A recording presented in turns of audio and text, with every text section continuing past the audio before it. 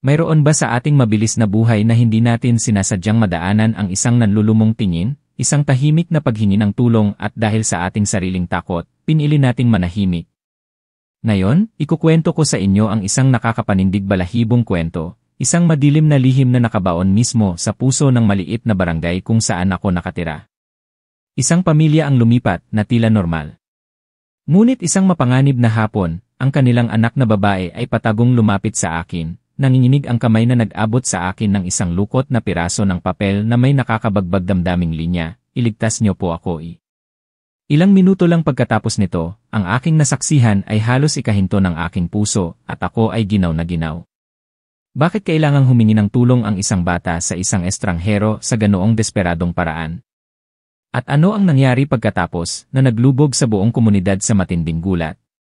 Inaanyayahan ko kayong subaybayan ang kapanapanabik at nakakapigil hiningang kwentong ito na punong-puno rin ng pagiging tao. Ang pangalan ko ay Lana, 34 taong gulang, at nakatira ako sa isang tahimik na sulok ng barangay. Ang aking buhay ay parang isang maaliwalas na ilog, pumapasok ako sa trabaho sa umaga, nagluluto sa hapon, at sa gabi ay kasama ko ang aking 8 taong gulang na anak.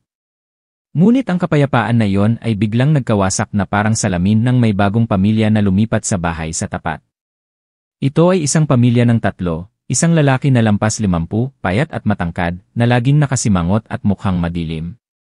Ang kanyang asawa ay isang babae na halos 40, mukhang balisa at mahina kung magsalita. At ang kanilang anak na babae, isang 12 taong gulang na batang babae, payat, na ang mga mata ay laging may bakas ng walang hanggang kalungkutan. Nang una kaming magkita, masaya pa akong nagdala ng kaunting regalo para sa kanila.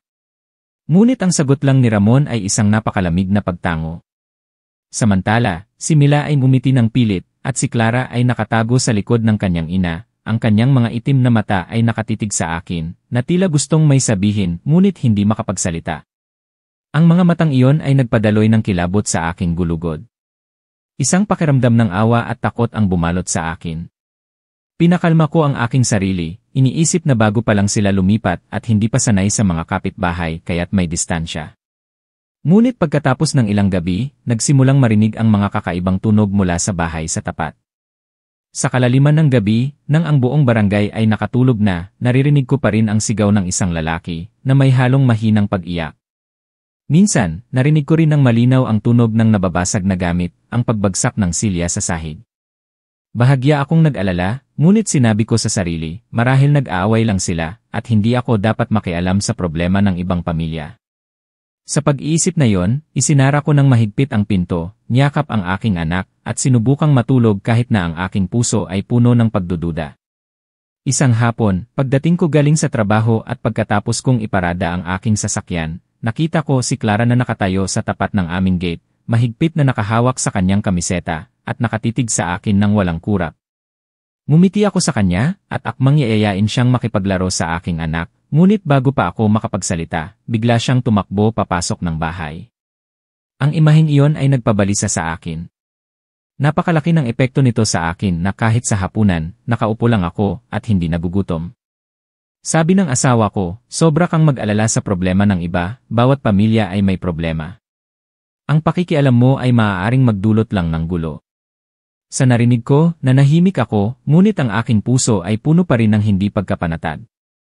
At pagkatapos, dumating ang araw na hindi na ako kayang manood lang. Isang hapon iyon ng linggo, nagwawalis ako sa bakuran nang makita ko si Clara na palihim na tumatakbo patungo sa aming bahay.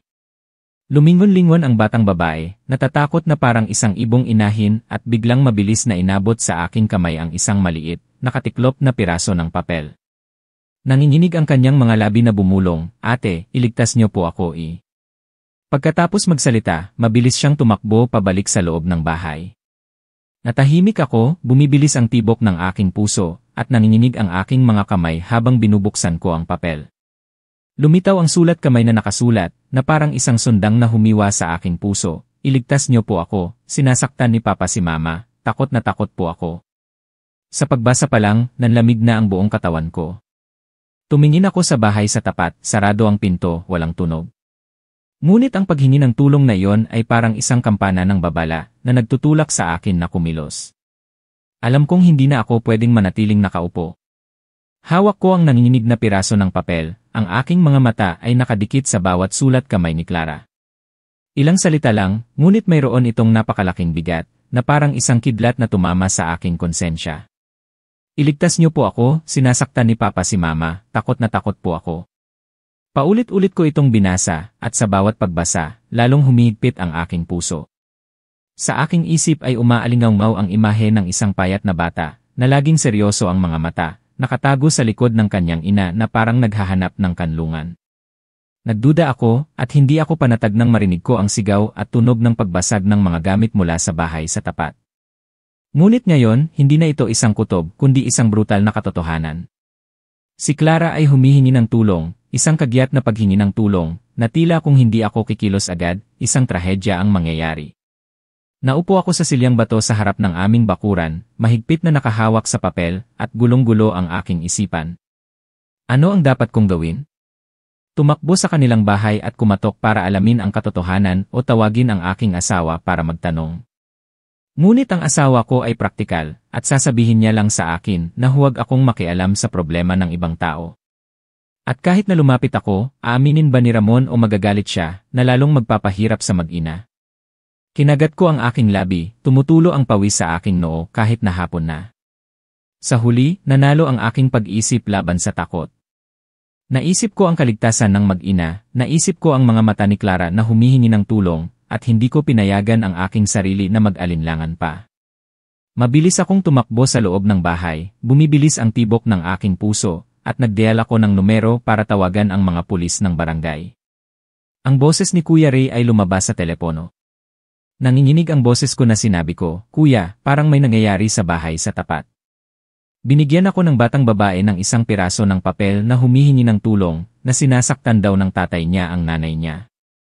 Pagkatapos marinig ni Kuya Ray, hindi siya nagmadali, sinabi niyang kumalma ako, panatilihin lihim ang bagay na ito, at nangako siyang magpapadala siya ng mga tao para tingnan agad. Gumaan ang pakiramdam ko, ngunit ang kaba ay parang isang tahimik na apoy na sumusunog. Tumingin ako sa bintana, at ang bahay sa tapat ay sarado pa rin, at nakakapanindig balahibo sa sobrang tahimik. Ang lahat ay napakatahimik, na tila ang mga sigaw, luha, at paghingi ng tulong na iyon ay hindi kailanman nag-exist. Ang katahimikan na iyon ay lalo lang nagdulot sa akin ng takot, na parang ang katahimikan bago ang isang malaking bagyo. Pagkatapos ng halos 15 minuto, narinig ko ang tunog ng motorsiklo na huminto sa harap ng aming eskinita. 2 pulis na nakasuot ng uniforme ang bumaba. Ang isa ay si Kuya Ray, at ang isa ay mas bata, marahil bago lang. Dali-dali ko silang sinalubong, at ipinakita ko ang papel kay Kuya Ray.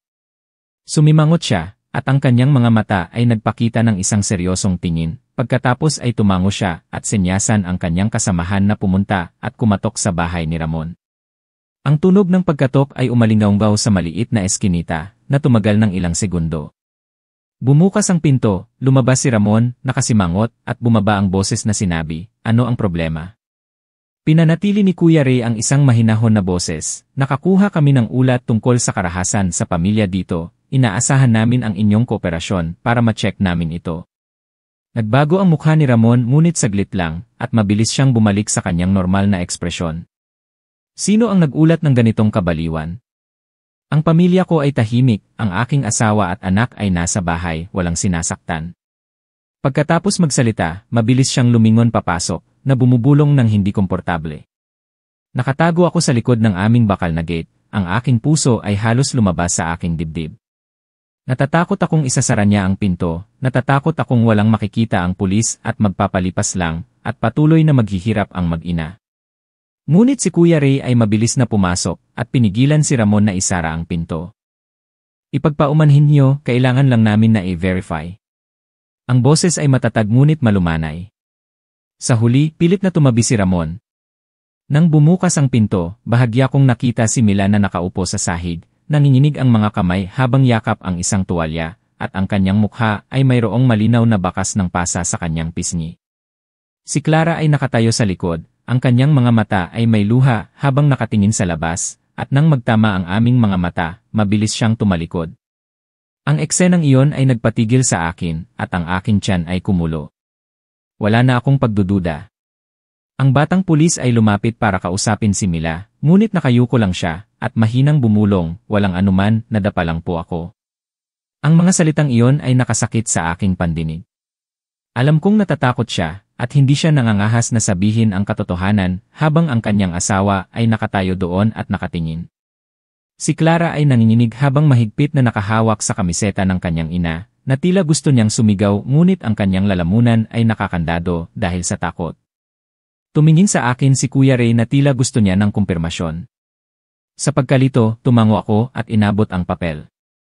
Nang makita ito ni Ramon, na mula ang kanyang mukha, lumapit siya at inagaw ito, sumigaw, "Anak ng, sino ang nagbigay sa iyo ng karapatang magsulat ng ganito?" Itinaas niya ang kanyang kamay para manakit, ngunit pinigilan siya ng batang pulis.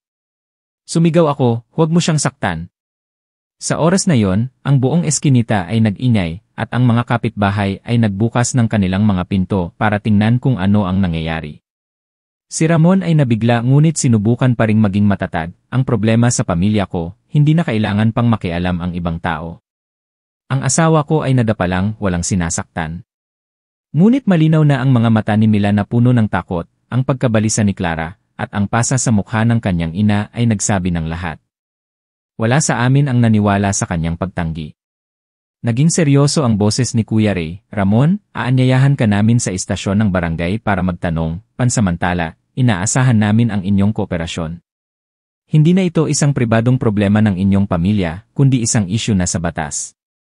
Sa pagkakataong ito, ang kanyang boses ay naging matalas at hindi pinayagan ang anumang pagtanggi. Nanatili akong tahimik, mahigpit na nakahawak sa barandilya, ang aking puso ay parehong balisa at laking pasalamat.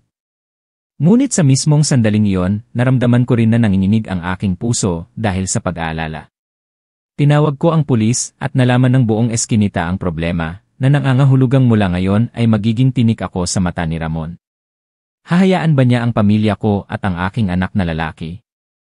Ngunit nang tignan ko ang mukha ni Clara na puno ng luha, alam kong hindi na ako pwedeng umatras. Ang mga matang iyon ay nakakapit sa akin, na parang isang indisible na tali na mahigpit na nag-ugnay sa akin sa kapalaran ng mag-ina. Sinabi ko sa sarili na kailangan ko silang tulungan kahit na ano pa man ang mangyari. Nang gabing iyon, pagkatapos dalhin ng pulis si Ramon sa istasyon, ang buong eskinita ay tahimik na parang walang nangyari. Umuwi ako sa bahay, niyakap ang aking anak na lalaki, at ang aking puso ay mabigat. Sa labas, nakaupo si Mila sa sahig, at si Clara ay nakasandal sa balikat ng kanyang ina, malayo ang tingin, isang pamilya na nagkawasak, isang malamig na tahanan, at ako, ang kapitbahay na hindi sinasadyang naidawit sa gulo. Kaya ko ba silang samahan hanggang sa dulo ng kalsadang ito? Ang tanong na iyon ay umuulit-ulit sa aking isip sa buong gabi, na nagpahirap sa akin na matulog. Hindi ko alam na ang susunod na mangyayari ay mas nakakatakot pa kaysa sa aking nasaksihan ngayon. Nang gabing iyon, pagkatapos dalhin ng pulis si Ramon sa istasyon, ang buong eskinita ay naging tahimik. Isinara ko ang pinto, ngunit hindi ako makatulog. Sa tuwing ipipikit ko ang aking mga mata, ang imahe ng mukha ni Mila na may pasa at ang mga matang humihingi ng tulong ni Clara ay lumilitaw ng malinaw sa aking isipan. Nakahiga ako, nakikinig sa regular na paghinga ng aking anak sa tabi ko, ang aking puso ay parehong naawa at balisa. Alam kong mula sa sandaling tinawagan ko ang pulis, pumasok ako sa isang kwento na walang pag-urong. Naging saksi ako, naging panig ng mag-ina, at nangangahulugan iyon na maaari akong maging tinik sa mata ni Ramon. Naalala ko ang matalim na tingin niya nang hawakan siya ng pulis. Isang tingin na tila gusto niyang kainin ng buo ang sinumang mangahas na makialam sa problema ng kanyang pamilya. Nanginginig ako sa pag-isip na kung isang araw ay pakawalan siya, maghiganti kaya siya sa aking pamilya. Ang asawa ko ay hindi gusto ng gulo, kung malalaman niyang kusa akong tumawag sa pulis, tiyak na magagalit siya. Ngunit sa halip, hindi ako nagsisisi. Dahil kung nanahimik ako, kung tumalikod ako, marahil ay mas matagal na mabubuhay si Mila at Clara sa impyerno. Kinaumagahan, habang naghahanda ako ng almusal, narinig ko ang isang mahinang katok sa pinto. Binuksan ko ito at nakita ko si Mila na nakatayo doon, nahihiya, at ang kanyang mukha ay mas payat. Ang kanyang pisngi ay mayroon pa ring pasa, at ang kanyang mga mata ay namamaga. Si Clara ay nakatago sa likod, ang kanyang maliit na kamay ay mahigpit na nakahawak sa kamiseta ng kanyang ina, at ang kanyang mga mata ay puno ng takot. Dali-dali kong pinapasok ang mag-ina at nagtimpla ng mainit na tsaa para sa kanila. Umupo si Mila, nanginginig ang mga kamay habang yakap ang tasa, at ang kanyang boses ay pumipiyok. Ate Lana, humihingi po ako ng paumanhin sa pag-abala sa pamilya mo. Ang nangyari kahapon, totoo, ayoko sanang malaman ng sinuman. Pero ang anak ko, ang daldal. Pinutol ko siya at mahigpit na hinawakan ang kanyang kamay. Huwag mong sabihin yan. Ang ginawa ni Clara ay tama, napakatapang niya. Kung hindi dahil sa papel na yon, marahil hindi ko malalaman kung gaano kakahirap. Sa puntong ito, napigil ang aking lalamunan. Si Mila ay nakayuko at ang kanyang mga luha ay tumutulo sa lamesa. Hindi pa ako nakakita ng isang babae na umiyak ng tahimik. Parang ang lahat ng sakit at sama ng loob ay nakatago sa loob ng mahabang panahon at ngayon ay lumalabas lang sa pamamagitan ng maalat na luha. Nanginginig siyang nagkwento, hindi siya ganito noon. Nang ikinasal kami, napakabait niya at mahal niya ang kanyang asawa at anak, ngunit sa mga nakaraang taon, nalugi siya sa kanyang negosyo at nagsimula siyang uminom at sa tuwing malalasing, nagagalit siya at ibinubuhos ang lahat sa kanyang asawa at anak. Kaya kong tiisin, ngunit minsan-minsan, pakiramdam ko hindi ko na kayang mabuhay pa. Si Clara ay nakaupo sa tabi, ang kanyang malinaw na mga mata ay nakatingin sa kanyang ina, ang kanyang payat na mga kamay ay mahigpit na nakahawak, at mahina siyang bumulong, "Ma, takot na takot po ako, takot ako sa tuwing umuwi si Papa." Narinig ko yon at sumakit ang aking puso. Isang bata na sa edad na ito ay dapat na nag-aaral lang at naglalaro, ngunit sa kanyang isip, ang takot sa kanyang sariling ama ay malalim na nakatanim. Sinubukan kong kumalma at aliwin siya, "Mila, hindi ka nag-iisa. Ngayon, ang pulisya ay nakialam at ang lahat ay dapat na maging malinaw. Hindi mo maaaring hayaan ang iyong anak na mabuhay sa ganoong sitwasyon." Gusto ko pang sabihin na kailangan siyang maging mas matapang, ngunit nang tingnan ko ang kanyang mukha, alam kong ang katapangan ay minsan ay hindi pwedeng pilitin. Ang mga tao ay matapang lamang kung mayroon pa silang lakas, at kung mayroon pa silang makakapitan, ngunit kung sila ay napigilan sa loob ng napakatagal na panahon, ang pagtutol ay nagiging isang luho. Nag-alinlangan si Mila at pagkatapos ay bumulong, babalik siya sa madaling panahon. Nag-aalala ako na kapag bumalik siya, lalo siyang magtatanim ng galit at susubukan niyang maghiganti sa atin pareho. Nang marinig ko yon, nagulat ako. Ang kanyang pag-aalala ay ang aking pag-aalala rin. Ngunit sinubukan kong maging matatag at aliwin siya, ang batas ay magpoprotekta sa atin. Huwag kang matakot, kung gagawa pa siya ng masama, tiyak na haharap siya sa matinding parusa. Nandito ako at hindi ko kayong iwan na mag-isa. Sa oras na yon, nakita ko ang isang bahagyang pag-asa sa mga mata ni Clara. Lumingon siya sa akin, at ang kanyang mga labi ay nanginginig habang mahina siyang tumawag, "Ate Lana." 2 salita lang, ngunit mayroon itong malaking tiwala at pagnanais na protektahan. Napigil ang aking lalamunan at niyakap ko siya na parang sarili kong anak. Pagkatapos kong ihatid ang mag-ina, bumalik ako sa lamesa at tiningnan ang papel na naiwan, ang aking puso ay mabigat. Alam kong simula pa lang ito. Ang totoong laban ay nasa hinaharap pa kapag bumalik si Ramon. Nang hapon na yon, nang umuwi ang aking asawa galing sa trabaho, ikinuwento ko ang lahat. Tulad ng inaasahan ko, sumimangot siya at sinabi, "Mahilig ka talagang makialam sa problema ng ibang tao. Tumawag ka sa pulis, paano kung bumalik siya at gumawa ng gulo? Mayroon tayong anak dito." Nanahimik ako dahil hindi ko alam kung paano siya pakikiusapan na maintindihan ako, ngunit sa aking puso, matatag ako sa aking desisyon. Hindi ko maaaring talikuran ang aking konsensya.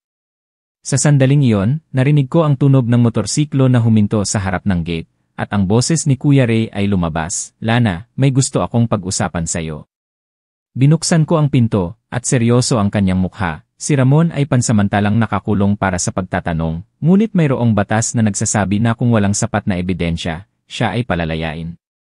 Hindi nagrereklamo ang kanyang asawa at anak, kaya mahirap para sa amin na bigyan siya ng matinding parusa. Nagulat ako, at bago pa ako makapag-react, sinabi niya, "Gusto kong maghanda ka, dahil maaaring babalik siya sa loob ng ilang araw. Kung mayroon siyang kakaibang kilos, tawagan mo kami agad."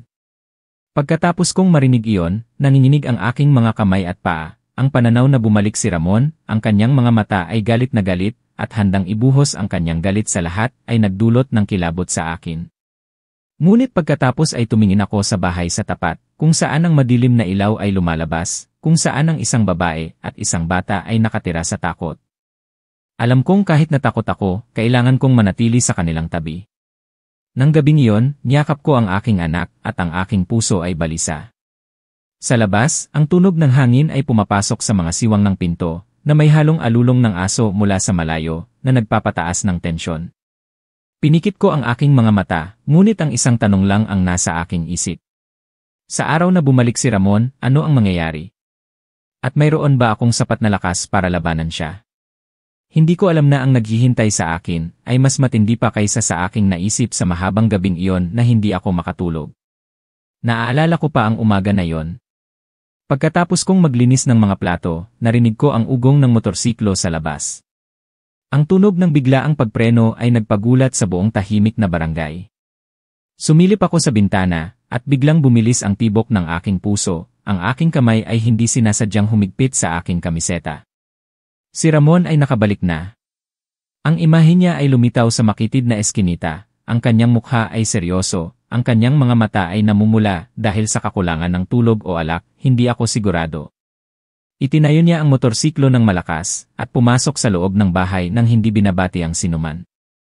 Ang tunog ng bakal na pinto na nagsasara ay parang isang banta. Sa kabilang panig, nakita ko si Mila na tumatakbo para salubungin siya, habang si Clara ay nakatago sa isang sulok ng dingding, malaki ang mga mata sa pag-aalala. Ang eksenang iyon ay nagpapigil sa aking hininga. Gusto kong tumakbo para tulungan sila, ngunit ang aking mga paa ay tila nakadikit sa lupa. Alam kong ang sandaling iyon ay ang simula ng isang totoong bagyo. Sa buong hapon, balisa akong nakaupo sa loob ng bahay. Ang aking anak na lalaki ay naglalaro ng walang pakialam, na walang ideya na ang kanyang ina ay balisa. Ang bawat tunog mula sa bahay sa tapat ay nagpapatalon sa akin. Pinakinig ko ng mabuti, sinubukan kong malaman kung ito ay ang normal na tunog ng paglalakad o ang pamilyar na tunog ng pagwasak ng sigaw. Ngunit sa halip, sa buong hapon na yon, tahimik ang bahay ni Ramon.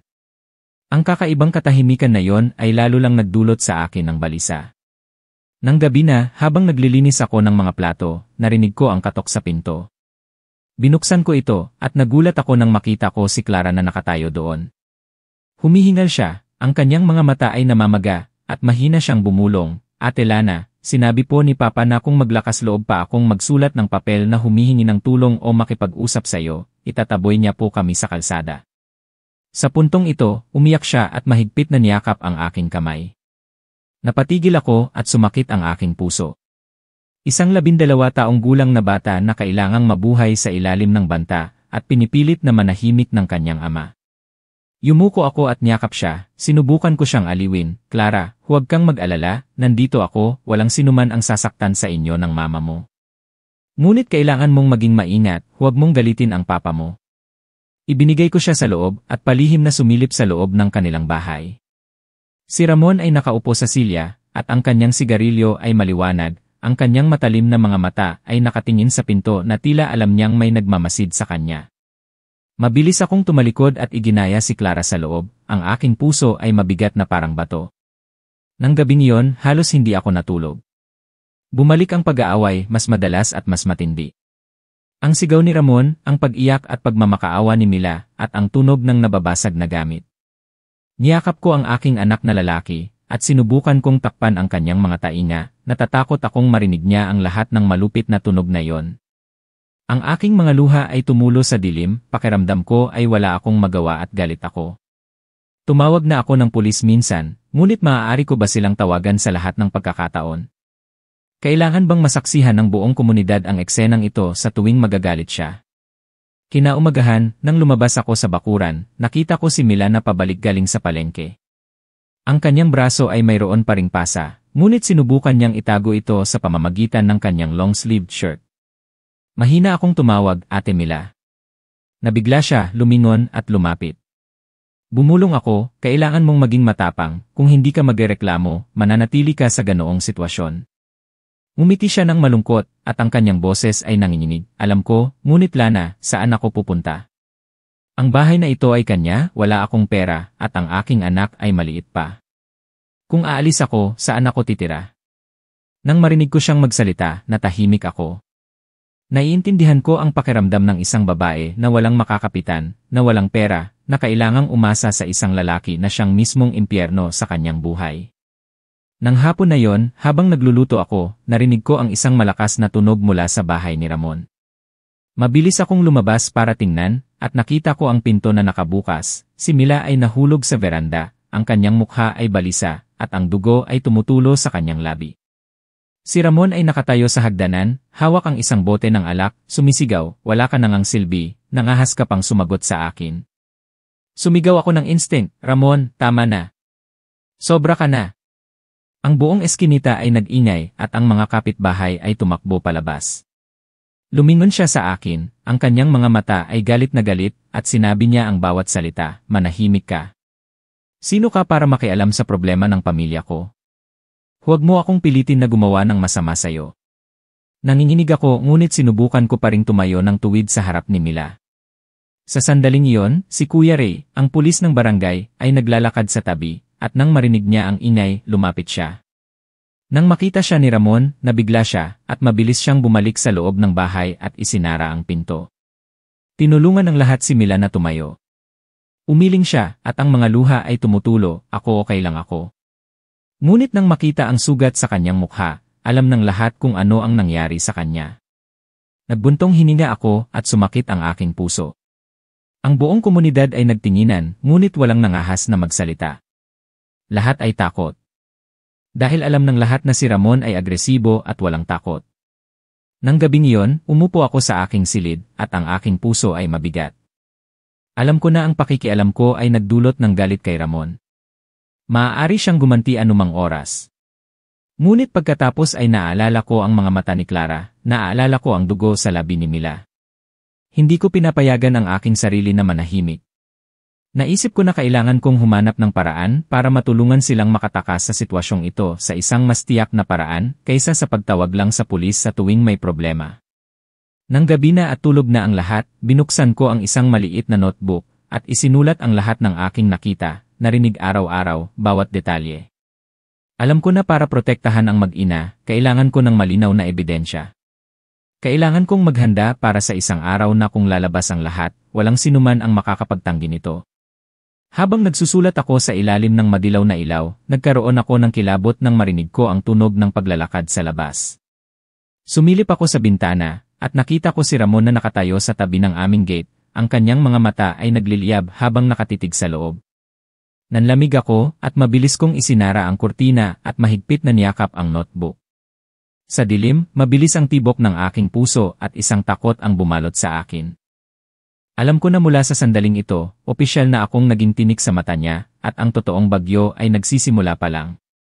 Mula nang makita ko si Ramon na nakatayo sa harap ng aming gate, ang kanyang mga mata ay puno ng galit, nabubuhay ako sa isang estado ng pagiging gising at tulog, at ang bawat maliit na ingay sa labas ay nagpapatalon sa akin, at ang aking puso ay mabilis na bumibilis.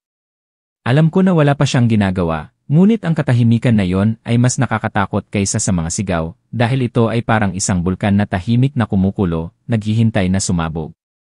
Palihim kong sinabi ito sa aking asawa, umaasa na maintindihan niya, ngunit nagbuntong hininga lang siya. "Sabi ko na sa iyo, mas makikialam ka, mas lalo ka lang malalagay sa peligro.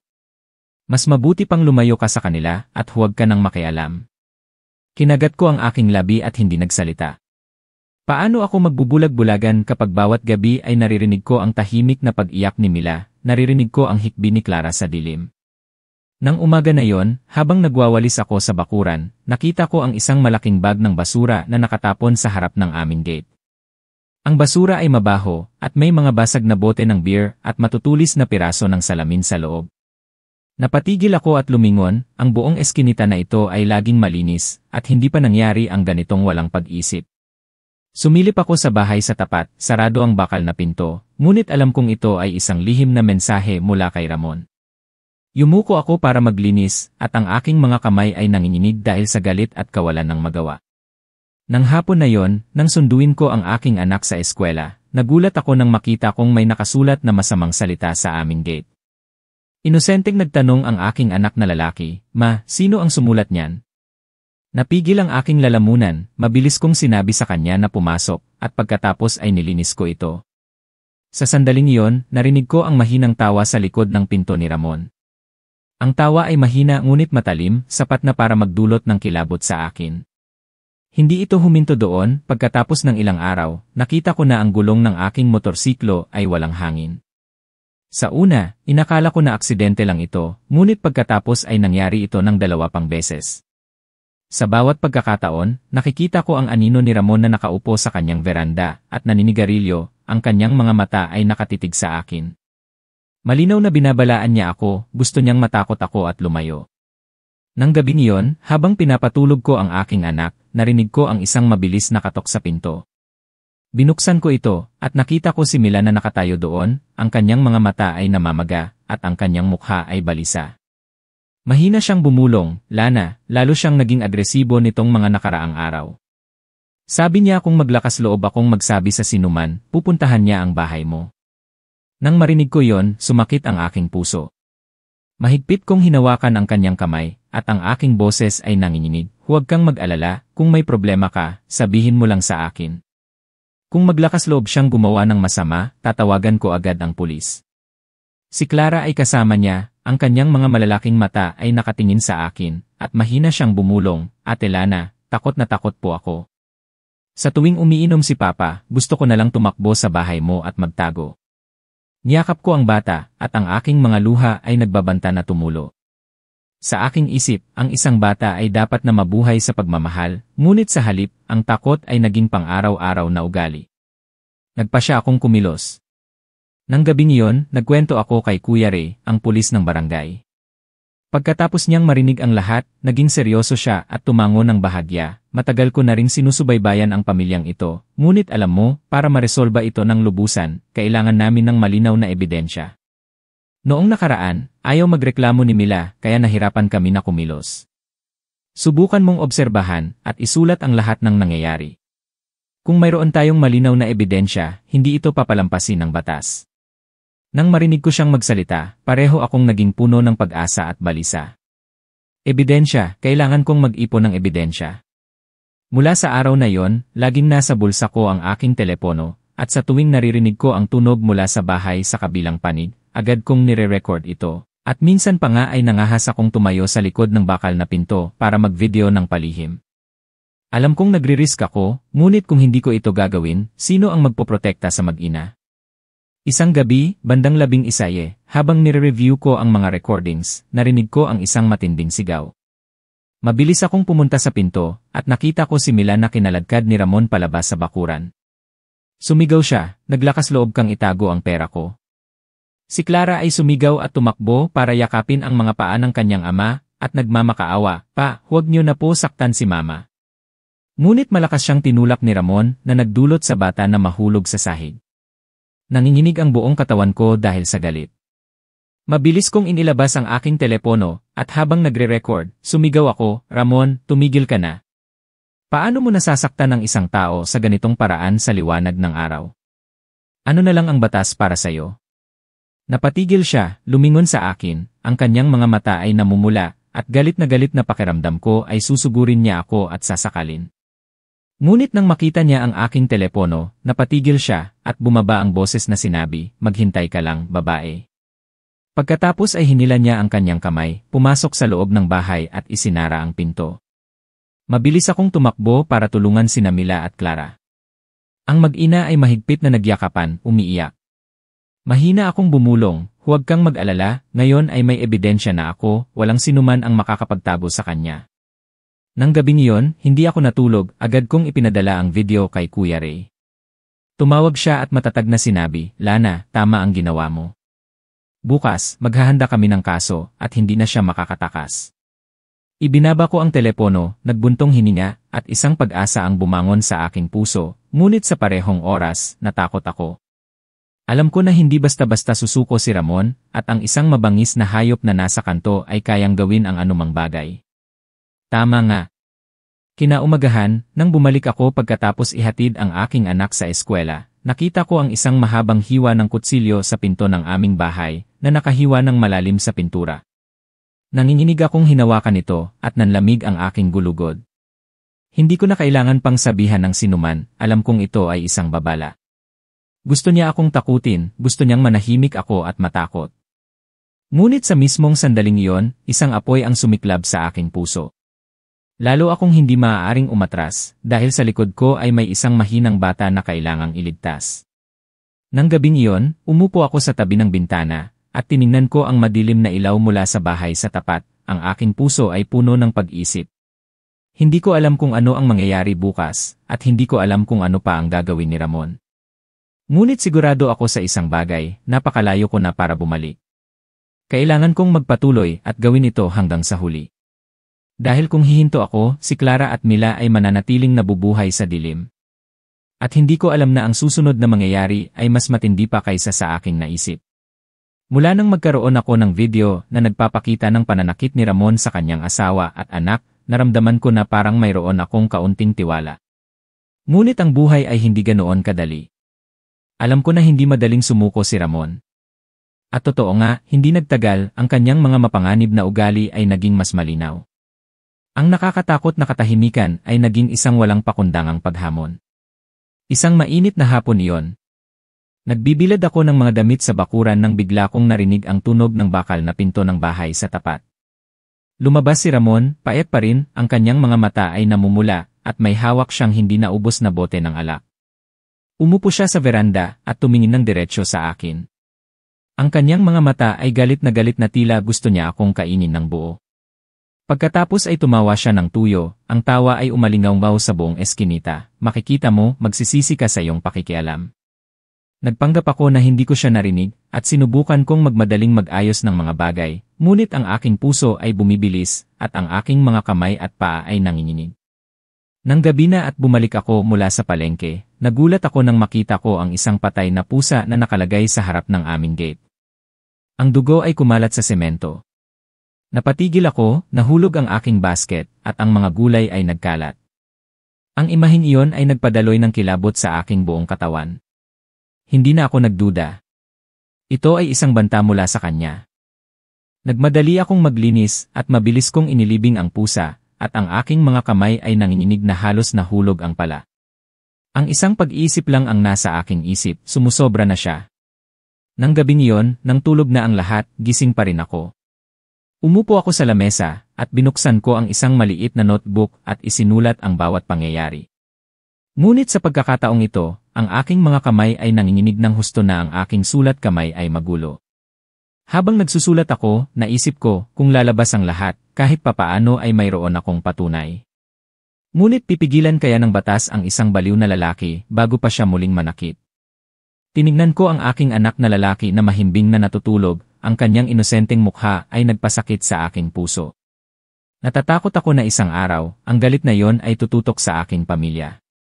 Kinaumagahan, nang bumalik ako pagkatapos ihatid ang aking anak sa eskwela, narinig ko ang hikbi mula sa bahay sa tapat. Sumilip ako sa siwang ng pinto. Si Mila ay nakaupo sa sahig, ang kanyang mukha ay maga, at si Clara ay mahigpit na nakayakap sa kanyang ina, at ang kanyang mga luha ay umaagos. Si Ramon ay nakatayo na nakatukod ang mga kamay, sumisigaw, naglakas loob kayong maglaro sa likod ko. Sino ang nagbigay sa inyo ng karapatang tawagin ang pulis? Narinig ko iyon at bumilis ang tibok ng aking puso. Malinaw na alam niyang naipasa ang video. Nagulat ako at umatras, ang aking puso ay bumibilis na parang tambol. Hindi niya ako hahayaan na makatakas. Nang hapon na yon, pumunta sa akin si Kuya Ray. Umupo siya, at ang kanyang boses ay malungkot. Lana, nakuha namin ang video, at inilagay na namin ito sa kaso, ngunit kailangan mong maging maingat. Nabalitaan ko na alam ni Ramon na ikaw ang nagbigay nito, at maaari siyang kumilos ng biglaan anumang oras. Kinagat ko ang aking labi, tumango, at pareho akong natatakot at matatag. Mahina akong nagsalita, Kuya, kung hindi kayo mabilis nakikilos, natatakot ako na hindi makakayanan ng mag-ina. Si Kuya Ray ay naging seryoso, naiintindihan ko. Ngunit alam mo, para mag-issue ng isang protective order o makulong siya, mayroon itong proseso. Kung hindi magrereklamo si Mila, mahihirapan kami na kumilos. Subukan mong kumbinsihin siya. Nang gabing iyon, kumuha ako ng lahat ng lakas ng loob ko para pumunta sa bahay ni Mila. Mahina akong kumatok. Binuksan niya ang pinto, ang kanyang mukha ay payat at balisa, ang kanyang mga mata ay namamaga. Nang makita niya ako, nanginginig siya, Lana, huwag ka na sanang pumunta, nagwawala siya, kung makita ka niya ay delikado. Mahigpit kong hinawakan ang kanyang kamay, at nagmamakaawa, kailangan mong maging matapang, hindi mo maaaring hayaan na saktan ka niya magpakailanman. Kung hindi ka magrereklamo, walang sinuman ang makakasalba sa inyo ni Clara. Tiningnan ako ni Mila, ang kanyang mga mata ay puno ng pag-asa. Takot na takot ako, Lana. Natatakot ako na kung pipirmahan ko ang papeles, papatayin niya kami ng anak ko. Saan kami pupunta at wala kaming makakapitan? Nang marinig ko siyang magsalita, napigil ang aking lalamunan at hindi ko alam kung paano siya aliwin. Tiningnan ko si Clara na nakaupo sa isang sulok ng silid, malaki ang mga mata. Ang kanyang balisang tingin ay may halong pag-asa nang makita niya ako. Malinaw kong nakita sa mga mata ng bata na ako ang naging tanging kanlungan niya. Lumingon ako kay Mila at ang aking boses ay naging mas matatag. Kung hindi ka mag-isip para sa iyong sarili, isipin mo naman ang anak mo. Maliit pa siya, dapat ay mabuhay siya sa kapayapaan, kaya mo itong tiisin, pero hindi niya. Umiyak si Mila at mahigpit na niyakap ang kanyang anak. Naramdaman ko rin ang pagpigil sa aking lalamunan. Naiintindihan ko na para ang isang babae ay maglakas loob na labanan ang kanyang asawa ay nangangailangan ng higit pa sa pagpapayo. Kailangan nila ng isang lugar na makakapitan, kailangan nilang malaman na kung aalis sila, mayroon pa ring paraan para mabuhay. Nagsimula akong mag-isip kung paano ko sila matutulungan na makahanap ng isang pansamantalang lugar na matitirhan. Kinabukasan, naging mas matindi ang sitwasyon. Sa tanghali, habang nagluluto ako, narinig ko ang malakas na katok sa pinto. Nagulat ako, tumakbo ako palabas at nakita ko si Ramon na nakatayo sa labas, namumula ang kanyang mukha, at ang amoy ng alak ay malakas. Sumigaw siya, "Babaeng tsismosa, sinira mo ang pamilya ko, gusto mo ba akong makulong?" Nagulat ako at mabilis kong isinara ang gate at tumawag kay Kuya Ray. Malakas siyang kumakatok sa pinto na nagdulot ng gulo sa buong eskinita. Ang aking anak na lalaki ay natakot at mahigpit na niyakap ang aking mga paa at umiiyak. Pagkatapos ng ilang sandali, dumating si Kuya Ray kasama ang kanyang mga kasamahan. Mabilis silang nakialam at dinala siya sa istasyon ng barangay. Ngunit alam ko na babalik siya sa madaling panahon. Ang eksenang iyon ay nagdulot ng kilabot sa akin. Napagtanto ko na ang aking pamilya ay nasa totoong panganib. Nang gabing iyon, hindi ako makatulog, nakaupo lang ako sa tabi ng bintana, at tinitingnan ang madilim na ilaw mula sa bahay sa tapat. Alam ko na ang laban na ito ay hindi lang para protektahan ang mag-ina kundi para protektahan din ang aking sariling pamilya. Naramdaman ko na ang daan sa hinaharap ay nagiging mas madilim, ngunit naiintindihan ko rin na kung susuko ako, wala nang iba pa ang mga ngahas na lumaban. Sa pagkalito sa gabi, bigla kong narinig ang isang mahinang tunog ng paglalakad sa labas ng gate. Huminto ako sa paghinga at nakinig. Ang tunog ng pag-ingay ay lumabas na parang may nagtatangkang buksan ang kandado. Nanginginig ako at mahigpit na niyakap ang aking anak at ang aking puso ay bumibilis. Alam ko na si Ramon ay nagsimulang maging mas mapanganib at ang totoong bagyo ay nagsisimula pa lang. Ang ingay sa labas ng gate ay naging mas malinaw. Ang bawat tunog ng metal sa kandado ay halos nagpahinto sa tibok ng aking puso. Mahigpit kong niyakap ang aking anak at mahina akong nagdasal. Sa dilim, naisip ko ang payat at matangkad na figura ni Ramon na nakayuko sa harap ng gate. Ang kanyang mga mata ay namumula at ang amoy ng alak ay malakas. Nanginginig ako at mabilis kong kinuha ang aking telepono, ang aking mga kamay ay pawis na pawis habang nagdadial ako ng numero para tawagan si Kuya Ray. Ang aking boses ay pumipiyok at mahina akong bumulong, "Kuya, siya sinisira niya ang gate namin." Sinabihan ako ni Kuya Ray na kumalma at I-lock ang pinto sa loob, "Huwag kang lalabas, magpapadala ako ng mga tao." Narinig ko yon, ngunit ang aking puso ay bumibilis pa rin at ang bawat segundo ay tila isang siglo. Mahigpit akong niyakap ng aking anak at ang kanyang boses ay nanginginig, "Ma, takot na takot po ako." Hinimas ko ang buhok ng aking anak, pinilit ko ang aking sarili na maging matatag, "Huwag kang mag-alala, nandito si Mama." Ngunit sa totoo lang, takot na takot ako na halos namanhid ang buong katawan ko. Sa labas, ang ingay ng metal ay biglang huminto. Huminto ako sa paghinga at sumilip ako sa siwang ng kurtina. Tama nga ang hinala ko, si Ramon ay nakatayo sa harap ng gate, may hawak siyang isang maliwanag na kutsilyo, at ang kanyang mukha ay nakatingin ng diretsyo sa bintana ng aming bahay. Sa sandaling iyon, ang kanyang mga mata ay nagtama sa aking mga mata. Nagkaroon ako ng kilabot at mabilis kong isinara ang kurtina, at ang aking puso ay halos lumabas sa aking dibdib. Wala pang 1-0 minuto pagkatapos, ang tunog ng sirena ng pulis ay umalingaw-ngaw, at ang mga asul at pulang ilaw ay lumiwanag sa buong eskinita. Nagulat si Ramon at itinapon niya ang kutsilyo sa mga damo at tumakbo pabalik sa kanyang bahay. Ang bakal na pinto ng kanyang bahay ay sarado ng malakas at nakakapanindig balahibo. Si Kuya Ray at ang dalawa niyang kasamahan ay mabilis na lumapit at kumatok sa aming pinto. Binuksan ko ito ng bahagya, ang aking mukha ay maputla at ang aking boses ay nanginginig pa rin. Kuya, nakita niyo. Sinusubukan niyang buksan ang aming pinto. Sumimangot si Kuya Ray at ang kanyang mga mata ay puno ng pag-aalala, lalo siyang naging mapanganib. Lana, kailangan mong maging maingat, magre-report ako sa aking mga nakatataas, at hihingi ako ng emergency restraining order para sa iyong pamilya. Ngunit ang proseso ay magtatagal ng ilang araw, pansamantala, ay lock mo ang iyong pinto ng maingat, at huwag kang lalabas sa gabi. Mabilis akong tumango, ang aking mga luha ay tumutulo dahil sa tensyon. Pagkatapos umalis ng pulis, naupo ako sa isang silya, ang aking buong katawan ay humina na parang nakatakas lang ako sa kamatayan. Niyakap ako ng aking anak na lalaki at hindi bumitaw. Inosente siyang nagtanong, "Ma, bakit po tayo kinainisan ni Tito Ramon?" Napigil ang aking lalamunan, at niyakap ko lang ang aking anak at bumulong, "Huwag kang mag-alala, magiging maayos ang lahat." Ngunit sa kaibuturan ng aking puso, alam kong hindi pa tapos ang lahat, sa katunayan, nagsisimula pa lang ito. Kinaumagahan, ang buong eskinita ay nag-uusap-usapan. Sabi ng ilan, matapang daw ako, na naglakas loob na tumulong sa ibang tao, habang ang iba naman ay nag-aalala para sa kaligtasan ng aking pamilya. Isang mabait na kapitbahay ang nagpayo, "Lana, bakit hindi mo muna dalhin ang anak mo sa ibang lugar, baka magwala si Ramon at maging delikado." Narinig ko yon at nalito ako. Alam ko na ang payo ay tama, ngunit kung aalis ang aking anak, mag-isa ako. At kung mananatili siya sa tabi ko, mag-aalala ako sa bawat sandali.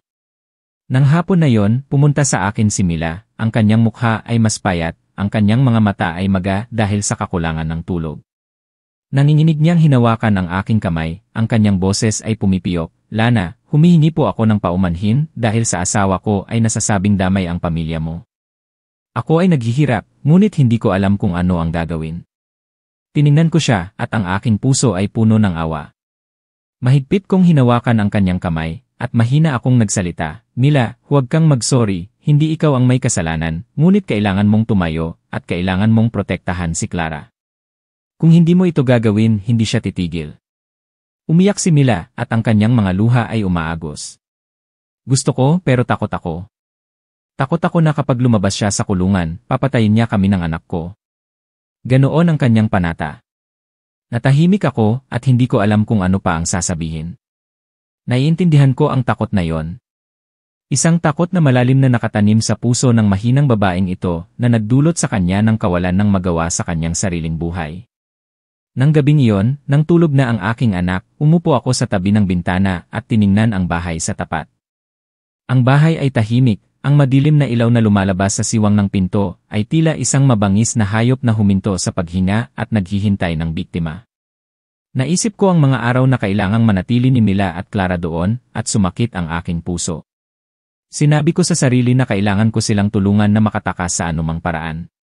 Nang hating gabi, narinig ko muli ang mga sigaw, ang ugong ni Ramon, ang hikbi ni Mila, na may halong tunog ng nababasag na gamit. Nanginginig ako, at mabilis kong kinuha ang aking telepono para mag-record. Ang sigaw ni Clara ay umalingaw-ngaw na nagpasakit sa aking puso. Alam ko na hindi na ako kayang manood lang at mag-record. Agad akong tumawag kay Kuya Ray, at ang aking boses ay nagmamadali, "Kuya, sinasaktan niya na naman ang kanyang asawa at anak, napakalakas ng sigaw, pumunta kayo agad." Pagkatapos ng 15 minuto, dumating ang pulis. Ang tunog ng sirena ay umalingaw-ngaw sa buong eskinita. Sa pagkakataong ito, sinugod nila ang bahay ni Ramon habang hawak pa rin niya ang buhok ni Mila. Ang mga kapitbahay ay naglabasan para manood, at ang lahat ay galit at naawa. Nanginginig na niyakap ni Clara ang kanyang ina. Tumayo ako sa aming veranda, at ang aking mga luha ay tumulo. Si Ramon ay pinigil at dinala, at patuloy pa rin siyang sumisigaw at nagmumura. Sa pagkakataong ito, lumingon sa akin si Kuya Ray, at ang kanyang boses ay matatag, "Sa ebidensya na ito, maghahanda kami ng kaso para sa pag-uusig." Mahihirapan na siyang makatakas. Ngunit ikaw at ang iyong pamilya ay kailangang maghanda dahil galit na galit siya sa'yo. Tumango ako, ang aking puso ay parehong gumaan at mabigat. Alam ko na isang pinto ng pag-asa ang nagbukas para sa mag-ina, ngunit sa parehong oras, ang panganib ay naghihintay para sa akin anumang oras. Nang gabing iyon, habang isinusulat ko ang aking diary, ang madilaw na ilaw ay tumama sa nanginginig na mga pahina. Napagtanto ko na wala na akong daan pabalik. Ako ay naging isang saksi, naging isang tinik sa mata ng isang marahas na tao. At alam ko na ang daan sa hinaharap ay mahaba at puno ng mga hamon. Ngunit nang tiningnan ko ang mga mata ni Clara habang nakayakap siya sa dibdib ng kanyang ina, ang kanyang mga mata ay naghahanap ng isang liwanag. Sinabi ko sa sarili na kailangan kong magpatuloy kahit na ano paman ang mangyari, dahil kung hindi, sino ang magliligtas sa kanila? Sa labas, ang hangin sa gabi ay umiihip sa maliit na eskinita, na may dalang malabong pakiramdam na hindi pa tapos ang bagyo. At ako, ang isang ordinaryong babae, ay hindi sinasadyang naidawit sa kabuluhan na yon at walang paraan para makatakas. Sa mga araw pagkatapos dalhin si Ramon sa istasyon para sa pag-uusig, ang aming maliit na eskinita ay naging kakaiba na tahimik. Wala nang pagmumura, wala nang nababasag na gamit sa gabi, at wala nang namumulang mga mata na nagmamanman mula sa bahay sa tapat. Akala ko ang kapayapaan na iyon ay magdudulot sa akin ng pakiramdam ng kaluwagan. Ngunit sa halip, isang hindi maipaliwanag na pakiramdam ng balisa ang bumangon sa aking puso. Alam kong ang mga taong tulad ni Ramon ay hindi madaling sumuko. Simula sa mga araw na iyon ay mukhang payat, ngunit ang kanyang mga mata ay hindi na balisa. Nagpupunta pa rin siya sa palengke para magluto at ihatid ang kanyang anak sa eskwela. Ngunit ang kanyang mga kilos ay tahimik at maingat na parang natatakot siyang biglang dumating ang isang bagyo. Si Clara ay madalas na pumupunta sa aming bahay para makipaglaro sa aking anak na lalaki. Ang batang babae ay hindi madaldal ngunit sa tuwing ngumingiti siya, ang ngiti ay mayroong bakas ng pag-aalinlangan na parang hindi pa siya nangangahas na maniwala sa pansamantalang kapayapaan na ito. Isang gabi, habang nag-aaral ang dalawang bata, biglang nagtanong si Clara, "Ate Lana, makukulong po ba si Papa?" Napatigil ako at tiningnan ang kanyang malinaw ngunit malungkot na mga mata. Mahina akong sumagot, kung ang isang matanda ay gumawa ng masama, ang batas ang magpaparusa sa kanya. Anak, huwag kang mag-alala, kahit na ano paman ang mangyari, mayroong magpoprotekta sa iyo at sa mama mo. Yumuko si Clara, at ang kanyang maliit na kamay ay naglalaro sa kanyang lapis, at mahina siyang bumulong, "Hindi po ako takot na makulong si Papa. Takot po ako na bumalik siya." Nang marinig ko ang sinabi ng bata, napigil ang aking lalamunan at ang aking mga luha ay gusto ng tumulo. Isang 12 taong gulang na bata na nakikita ang kanyang sariling ama bilang pinakamalaking bangungot sa kanyang buhay. Nakakapanakit ito hanggang sa kaibuturan ng aking kaluluwa. Ngunit ang maikling kapayapaan na yon ay hindi nagtagal. Isang tanghali, habang naghahanda ako ng pagkain, narinig ko ang isang mabilis na tawag mula sa labas ng gate. Binuksan ko ito at nakita ko si Mila na nagmamadali, ang kanyang mukha ay maputla. "Lana, narinig ko lang na baka pakawalan siya. Sabi nila ay may isang kakilala siyang nagbayad ng piyansa." Napatigil ako. "Sino?" Bago pa ako makapag-react, umiyak na si Mila, "Kung bumalik siya, wala na kaming matitirhan ng anak ko. Alam ko ang ugali niya, mas pinipigilan siya, mas lalo siyang nababaliw." Dali-dali ko siyang inaliw at sinabing huwag siyang magpanik, at agad akong tumawag kay Kuya Ray para i-verify. Sa kabilang linya, naging seryoso siya, totoo nga na may nag-apply para sa piyansa, ngunit ang desisyon ay naghihintay pa. Ngunit, kailangan mong maghanda dahil mayroong posibilidad na maaprobahan ito. Ibinaba ko ang telepono at ang aking puso ay mabigat na parang bato. Ang lahat ng pagsisikap sa mga nakaraang araw, ang lahat ng pag-asa, ay walang saysay. Nang gabing iyon, umupo ako sa harap ni Mila sa maliit na kusina, at ang madilaw na ilaw ay tumama sa kanyang payat na mukha. Mahigpit niyang hinawakan ang aking kamay, at ang kanyang boses ay nanginginig, "Lana, kung babalik siya, maaari mo ba kaming patuluyin ng anak ko sa loob ng ilang araw?" Takot na takot ako at hindi ko siya kayang harapin. Tiningnan ko siya at ang aking puso ay puno ng awa. Tumango ako ng walang pag-aalinlangan, "Huwag kang mag-alala, maaari kayong pumunta rito anumang oras. Mayroon pa kaming atik, kaya maaari kayong manatili doon at huwag kayong mag-alala." Nang marinig niya yon, umiyak siya ng husto at niyakap ako na parang sa wakas ay nakahanap siya ng makakapitan. Sa mga sumunod na araw, nabubuhay ako sa isang estado ng pag-aalala. Sa tuwing naririnig ko ang tunog ng motorsiklo mula sa labas, tumatalon ang aking puso, na akala ko ay nakabalik na si Ramon. Ang aking anak na lalaki ay maliit pa, at hindi niya naintindihan ang sitwasyon, at naglalaro lang siya kay Clara. Ngunit alam ko na ang bagyo ay nasa itaas, naghihintay lang na bumaba. Sa katunayan, isang maulan na hapon, habang ang buong eskinita ay nasa loob ng bahay para umiwas sa ulan, narinig ko ang pamilyar na ugong ng motorsiklo. Sumilip ako sa siwang ng pinto, at ang aking puso ay halos huminto. Si Ramon ay nakabalik na. Bumaba siya sa motorsiklo, ang kanyang paglalakad ay balisa, ang kanyang mukha ay seryoso, at ang kanyang mga mata ay matalim na parang kutsilyo. Walang sinuman sa eskinita ang nangahas na lumabas, lahat ay palihim na sumisilip sa siwang ng pinto. Narinig ko ng malinaw ang kanyang ugong, bumalik na ako.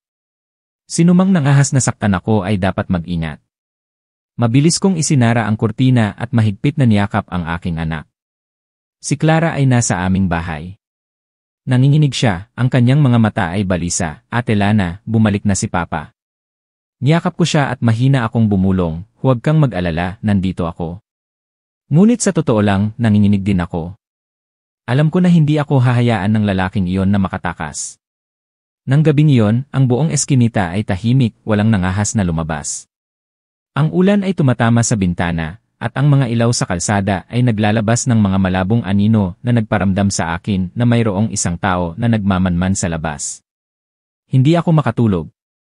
Ang bawat tunog ng hangin, ang bawat alulong ng aso mula sa malayo ay nagdulot ng kilabot sa akin. Bandang hating gabi, ang tatlong magkakasunod na katok ay umalingaw-ngaw sa pinto. Tumigas ang katawan ko at ang aking puso ay halos pumutok. Mahina akong sumilip sa siwang ng pinto, at nakita ko ang isang matangkad na itim na anino na nakatayo sa ulan, at may hawak na isang bagay na maliwanag. Mabilis kong hinila ang aking anak at si Clara sa isang silid, at mahigpit kong inilock ang pinto. Ang mag-ina ay nagyakapan, nanginginig. Ang katok sa pinto ay naging isang malakas na pagtambol na parang sisirain niya ang pinto at papasok.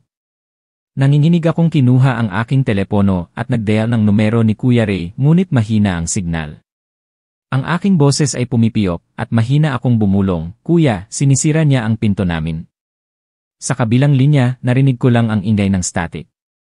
Akala ko wala na akong pag-asa. Hanggang sa biglang tumigil ang pagtambol. Sa labas, tahimik, ang tunog ng ulan na lang ang naririnig. Nanginginig akong sumilip sa labas at wala na akong nakitang sinuman. Ang gate ay sarado pa rin, at ang tanging naiwan ay ang mga bakas ng ulan at ang itim na dilim. Naupo ako, at ang aking buong katawan ay humina, ang aking mga luha ay tumutulo. Niyakap ni Mila ang kanyang anak at umiyak ng husto, mahina siyang bumulong, hindi niya tayo hahayaan, Lana, hindi niya tayo hahayaan. Mahigpit kong niyakap ang mag-ina, at sinubukan ko silang aliwin, ngunit sa kaibuturan ng aking puso, alam kong ang isang malaking bagyo ay nakabalik na, at sa pagkakataong ito ay mas malala pa kaysa dati. Tiningnan ko ang ulan sa labas ng veranda, at isang walang sagot na tanong ang umalingaw-ngaw sa aking puso. Sapat ba ang lakas ng batas para protektahan kami o magiging biktima rin kami ng isang walang katapusang takot? Sa maulan na gabing iyon, naiintindihan ko na nagsisimula pa lang ang lahat. Pagkatapos ng maulan na gabing iyon, nang biglang nawala si Ramon sa harap ng aming gate, akala ko ay nakahinga na ako. Ngunit pagkatapos ng ilang araw, napagtanto ko na ang katahimikan na iyon ay isang paunang salita lamang para sa mas madidilim na bagay. Hindi na siya sumisigaw, nagmumura, o kumakatok sa aming pinto, ngunit sa halip gumawa siya ng mga lihim na aksyon na nagpadaloy sa akin na parang may isang kutsilyo na nakalagay sa aking leeg.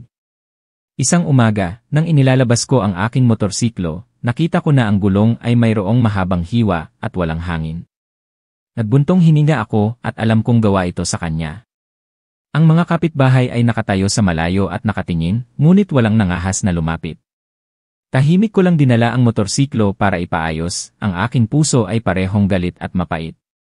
Habang tumatagal, lalo kong nakikita na ang lahat sa eskinita na ito ay takot kay Ramon at gusto lang nilang manatiling tahimik at ako lang ang nangahas na pumasok sa laban na ito. Nang hapon na yon, pumunta si Clara sa aming bahay para mag-aral kasama ang aking anak. Habang nagluluto ako, narinig ko ang dalawang bata na nagbubulungan sa loob ng silid. Inosenteng sinabi ng aking anak na lalaki, Clara, kapag binilhan ako ni Papa ng bagong bisikleta, maghihintay ako sa iyo sa daan papunta sa eskwela. Si Clara ay nanahimik saglit at mahinang sumagot, gusto ko lang na hindi na umiyak si Mama. Tumayo ako sa labas at ang aking mga luha ay umaagos. Ang isang 12 taong gulang na bata ay may napakasimpleng pangarap na napakalayo. Naawa ako sa kanya na parang sarili ko siyang anak. Nang gabi na at pinapatulog ko ang aking anak, narinig ko ang malakas na pag-alulong ng aso sa labas. Binuksan ko ang pinto at sumilip at biglang sumakit ang aking puso. Sa harap ng aming hagdanan ay isang patay na manok, puno ng dugo, at nakahiga sa sahig. Dali-dali ko itong inilibing, ang aking mga kamay ay nanginginig na halos nahulog ang lupa. Sa aking isip ay lumitaw ang mukha ni Ramon, at ang kanyang mga mata ay galit na galit sa tuwing tumitingin siya sa akin. Hindi na ito isang babala, kundi isang walang pakundangang paghamon. Kinabukasan, nagpa siya akong hanapin si Mila, at planong kausapin siya tungkol sa pagkuha kay Clara para manatili sa isang ligtas na lugar pansamantala. Ngunit nang kumatok ako, narinig ko na ang sigaw ni Ramon sa loob ng bahay. Akala mo ba matatakot ako dahil sila na ang pumoprotekta sa iyo? Maghanda ka na. Umalis ako, ang aking puso ay bumibilis. Malinaw na alam niyang lahat, alam niyang ako ang kanlungan ng mag-ina, at hindi siya mag-aalinlangan na puntahan ako. Nang gabing iyon, ikinuwento ko ito sa aking asawa. Sumimangot siya, sinabi ko na sa iyo, huwag kang makialam. Mayroon tayong anak, paano kung magwala siya, sino ang magpoprotekta sa atin? Naawa ka sa kanila, ngunit kailangan mo munang maawa sa anak mo. Nanahimik ako at tiningnan ang aking asawa at sumakit ang aking puso.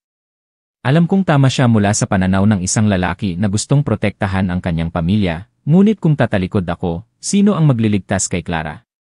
Sino ang tutulong kay Mila na makatakas sa sitwasyong ito? Niyakap ko ang aking anak na lalaki at ang aking puso ay mabigat. Nang gabing iyon, nagising ako sa tunog sa labas ng bakuran. Mabilis akong sumilip sa siwang ng bintana at nakita ko ang isang matangkad na figura na nakayuko at naghahanap ng isang bagay. Sa ilalim ng malabong liwanag ng buwan, nakilala ko si Ramon na nagtatapon ng isang plastic bag sa isang sulok ng bakuran. Nagulat ako at agad na tumawag kay Kuya Ray. Dumating ang pulis para tingnan at nang buksan ang bag, natahimik silang lahat. Sa loob ay mga basag na piraso ng salamin, isang kalawangin na kutsilyo, at isang piraso ng papel na may sulat kamay, huwag kang makialam o mamatay ang buong pamilya mo. Nanginginig ako at mahigpit na niyakap ang aking anak na lalaki na nalilito. Kinaumagahan, ang buong eskinita ay nag-uusap-usapan, lahat ay takot ngunit walang nangahas na maging saksi. Mahina lang silang bumulong sa akin, Lana, napakatapang mo, ngunit mag-ingat ka, baliw na siya. Narinig ko yon at naging mabigat ang aking puso. Hindi ko naramdaman na ako ay matapang, naramdaman ko lang na nasa 100 ako na walang pag-urong. Nang hapon na, pumunta sa akin si Kuya Ray, at ang kanyang boses ay seryoso, nag-report na ako sa aking mga nakatataas, ngunit ang lahat ng proseso ay nangangailangan pa rin ng oras. Kailangan mong maging maingat, lalo na ang iyong anak. Maglalagay kami ng mas maraming patrol sa lugar na ito. Tumango ako. Ngunit sa aking puso, alam ko na ang pagpapatrolya ay hindi sapat para panatag ako. Nang gabing iyon, umupo ako at isinulat ang aking diary. Ang bawat salita ay nanginginig. Hindi ako takot na sasaktan niya ako. Natatakot lang ako na isang araw, mawawala si Clara sa mundo. Habang nagsusulat ako, ang aking mga luha ay tumulo sa papel. Naisip ko ang nag-aalinlangan ng ngiti ng bata. Ang kanyang simpleng pangarap at sumakit ang aking puso. Bandang hating gabi, nang nakatulog na ako, narinig ko ang isang matinding sigaw mula sa bahay sa tapat. Nagising ako at inilagay ko ang aking tainga para makinig. Ito ay ang balisang boses ni Clara, Ma, iligtas niyo po ako. Hindi na ako nag-isip at mabilis akong tumakbo sa bakuran at malakas akong kumatok sa kanilang pinto. Sa loob ay ang sigaw ni Ramon, ang hikbi ni Mila. Sumigaw ako, Ramon, kung sasaktan mo pa siya, tatawagan ko agad ang pulis. Ang buong eskinita ay naging maliwanag, at ang mga tao ay tumakbo palabas, ngunit lahat ay nakatayo lang at nanonood, walang nangahas na makialam. Pagkatapos ng ilang sandali, ang bakal na pinto ay bumukas, at lumabas si Ramon, ang kanyang mga mata ay namumula, at ang amoy ng alak ay malakas. Tinuro niya ang aking mukha, at sinabi ang bawat salita, gusto mo talagang makialam. Isang araw, luluhod ka sa akin at magmamakaawa na iligtas kita. Pagkatapos magsalita, malakas niyang itinulak ang pinto at isinara ito, at ang tunog ay umalingaw-ngaw sa buong eskinita. Napatigil ako at ang buong katawan ko ay nanginginig. Sa sandaling iyon, dumating si Kuya Ray at ang kanyang mga kasamahan, at sumugod sila sa loob. Pagkatapos ng ilang sandali, tinulungan nilang lumabas si Mila. Ang kanyang mukha ay maputla, ang kanyang labi ay dumudugo, habang si Clara ay nanginginig sa mga bisig ng kanyang ina. Nang makita ko ang eksenang iyon, ang aking mga luha ay tumulo. Alam ko na ang lahat ay umabot na sa punto na hindi na ito kayang tiisin. Nang gabing iyon, nang pinatuloy ko ang mag-ina sa aming bahay, pumipiyok na sinabi ni Mila, "Lana, sa tingin ko hindi ko na kayang mabuhay pa. Gusto ko na lang sumuko." Mahigpit kong hinawakan ang kanyang kamay at matatag na sinabi, "Hindi. Kailangan mong maging matapang para kay Clara. Sasamahan kita hanggang sa dulo, hindi ko hahayaan na wasakin niya ang lahat." Ngunit sa kaibuturan ng aking puso, nanginginig pa rin ako. Alam ko na si Ramon ay nasa bingit na ng kanyang pagkawala. At kapag ang isang mabangis na hayop ay nasa kanto, mas lalo siyang nababaliw. Hindi ako sigurado kung ano ang mangyayari bukas, ngunit sigurado ako sa isang bagay, hindi pa tapos ang bagyo, at ako at ang mag-ina ay pumasok sa isang walang awa na labanan. Mula sa gabing pinatuloy ko si Mila at Clara sa aming bahay, ang atmosfera sa eskinita ay mabigat na, at ngayon ay mas matindi pa. Alam ko na ang pagpapanatili sa mag-ina sa aming bahay ay parang nagbubuhos lang ng gasolina sa apoy, ngunit wala akong magagawa. Kailangan ni Mila ng makakapitan, at si Clara ay kumakapit lang sa akin na parang ako ang tanging linya ng kaligtasan. Kahit natakot ako, kailangan kong tumayo, dahil kung tatalikod ako ngayon, hindi ko mapapatawad ang aking sarili. Sa mga unang araw, tinago namin ng aking asawa sa aming anak na lalaki na ang tita Mila at pinsan Clara ay naglalaro lang sa amin sa loob ng ilang araw. Ang aking anak na lalaki ay inosente, masaya lang siyang mayroon siyang kalaro, at walang ideya na sa maliit na bahay na iyon ay mayroong nakatabong takot. Bawat gabi ay mahigpit kong inilok ang pinto, at mahigpit na isinasara ang kurtina, at ang aking puso ay balisa. Naramdaman ko na ang mga mata ni Ramon ay nagmamanman sa akin mula sa dilim, naghihintay ng pagkakataon na pumasok at sirain ang marupok na kapayapaan na ito. Sa katunayan, pagkatapos lang ng 3 araw, nagsimulang lumabas si Ramon sa harap ng aming gate, nakatayo na parang isang multo. Hindi siya sumisigaw o nagmumura, tahimik lang siyang naninigarilyo, at ang usok ay pumapasok sa hangin. Ang kanyang mga mata ay maliwanag sa gabi, at nakatitig sa saradong pinto ng aming bahay. Ang eksenang iyon ay nagpabilis sa tibok ng aking puso, at nanlamig ang aking mga kamay. Alam ko na sinasadya niya akong takutin, at nagdudulot siya sa amin ng matinding balisa. Isang gabi, narinig ko ang isang kakaibang tunog sa labas ng bakuran. Nang buksan ko ang pinto, ang aking puso ay halos huminto. Sa harap ng aming hagdanan ay isang kutsilyo na may bakas pa ng dugo ng manok. Sa hawakan ng kutsilyo, mayroong nakasulat na masamang sulat kamay na nakasulat sa pulang pintura, "Ikaw ang susunod." Nanginginig akong naupo at ang aking mga luha ay tumulo. Nang makita ito ni Mila, mabilis siyang lumapit at niyakap ako. Ang dalawa sa amin ay umiyak ng tahimik. Si Clara ay niyakap ang mga paa ng kanyang ina, ang kanyang mga mata ay puno ng takot at nanginginig siya. "Ate Lana, papatayin po tayo ni Papa, di ba?" Napigil ang aking lalamunan at hindi ako makasagot, niyakap ko lang ang bata na parang gusto kong ibigay sa kanya ang kaunting init para mawala ang dilim na bumabalot sa kanya. Kinaumagahan, agad kong inireport ito kay Kuya Ray. Dumating siya para tingnan ang eksena at sinabi, "Sinisikap niyang sirain ang iyong isipan, ngunit wala pa siyang direktang aksyon na magdulot ng pinsala. Kailangan pa rin naming maghintay ng order mula sa aming mga nakatataas." Tiningnan ko siya at ang aking lalamunan ay pumipiyok. "Kuya, kung maghihintay pa tayo, mamamatay tayo." Baliw na siya. Nagbuntong hininga siya at ang kanyang mga mata ay mabigat, naiintindihan ko. Ngunit ang batas ay mayroong proseso. Subukan mong kumalma at dodoblehin namin ang aming pagpapatrolya. Ang mga salitang iyon ay hindi nagbigay sa akin ng katiyakan. Nang gabing iyon, nang nakatulog na ako, narinig ko ang malakas na pag-alulong ng aso sa labas. Nagising ako at sumilip ako sa siwang ng bintana. Diyos ko, ang eksenang iyon ay nagpatigil sa akin. Si Ramon ay nakatayo sa gitna ng eskinita, may hawak na isang galon ng gasolina. Ang ilaw sa kalsada ay tumama sa kanyang mukha, at ang bawat tampok ay naging baluktot at mabangis. Nanginginig ako at mabilis akong tumawag kay Kuya Ray at ang aking boses ay nawala. Kuya, nagdala siya ng gasolina. Bago ko pa matapos ang aking pangungusap, ibinuhos na ni Ramon ang gasolina sa bakuran, sumisigaw. Kung maglakas loob kayong dalhin ang aking asawa at anak, susunugin ko ang buong eskinita na ito. Ang sigaw ay umalingaw-ngaw na nagdulot sa lahat sa komunidad na buksan ang kanilang mga ilaw at silipin ang mga tao na gulat. Mahigpit kong niyakap ang aking anak, niyakap ni Mila si Clara, at ang mag-ina ay umiyak ng husto. Ang atmosfera ay balisa, at ang isang spark lang ay magiging isang dagat ng apoy ang buong lugar. Sa kabutihang palad, pagkatapos lang ng ilang minuto, ang sirena ng pulis ay umalingaw-ngaw. Nagulat si Ramon, itinapon niya ang galon ng gasolina at tumakbo pabalik sa kanyang bahay, isinara ang pinto. Ang amoy ng gasolina ay nasa hangin pa rin na nagdulot sa akin na nanginginig.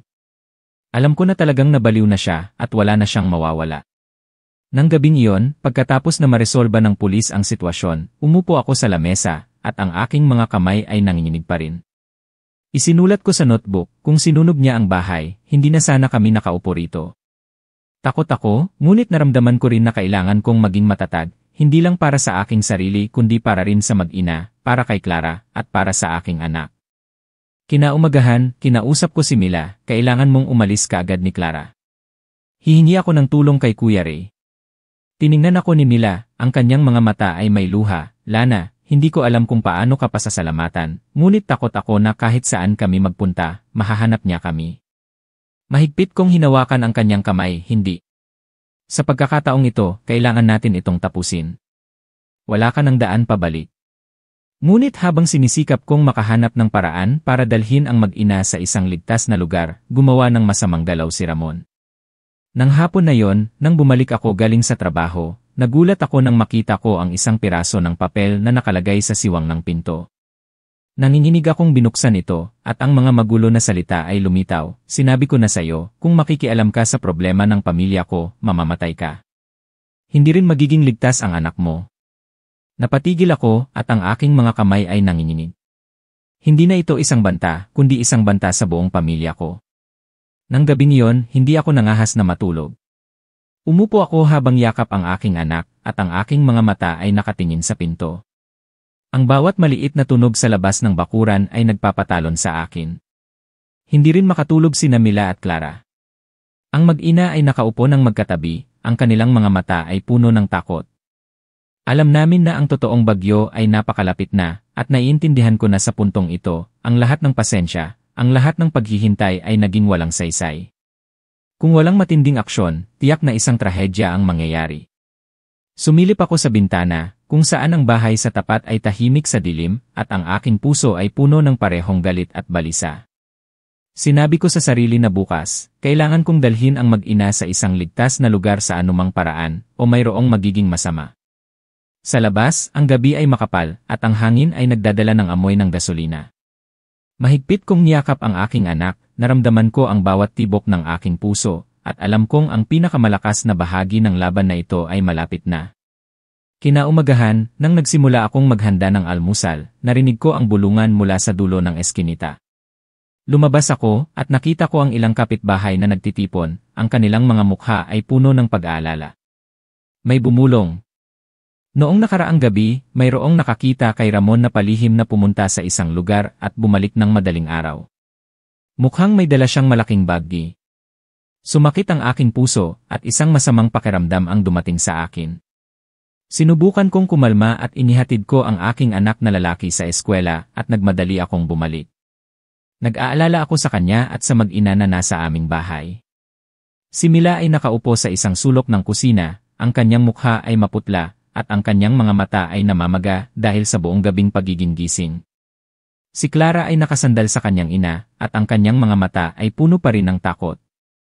Binuhusan ko siya ng isang tasa ng tubig, at mahina akong nagsalita, "Huwag kang mag-alala, ngayon, dadalhin kita at si Clara sa isang ligtas na lugar. Hindi natin ito kayang patagalin pa." Tumitig sa akin si Mila, at nanginginig ang kanyang labi, "Lana, kung aalis kami, hahayaan niya kaya kami." Napigil ang aking lalamunan, at sinubukan kong panatilihing matatag ang aking boses. Kung hahayaan niya o hindi, hayaan na natin ang batas ang magdesisyon. Pagkatapos kong magsalita, narinig ko ang ugong ng motorsiklo sa labas ng eskinita.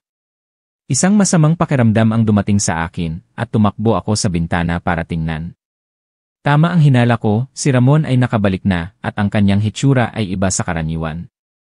Nakasuot siya ng isang malaking sombrero, may dala siyang isang mabigat na bag, at ang kanyang mga mata ay galit na galit.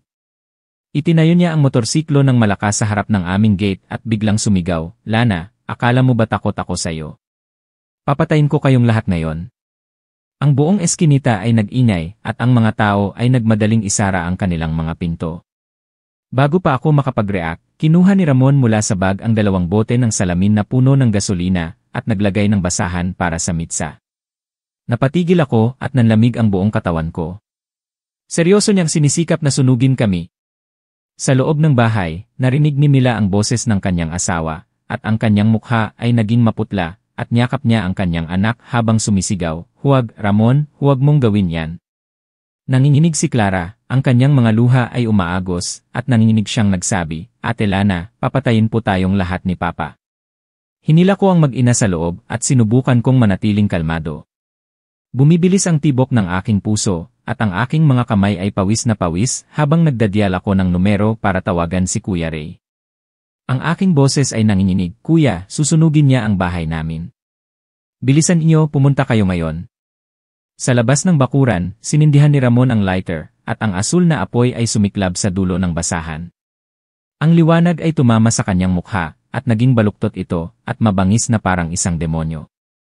Umugong siya, "Sinuman ang lalabas ay babagsakan ko. Lana, ikaw ang unang mamamatay."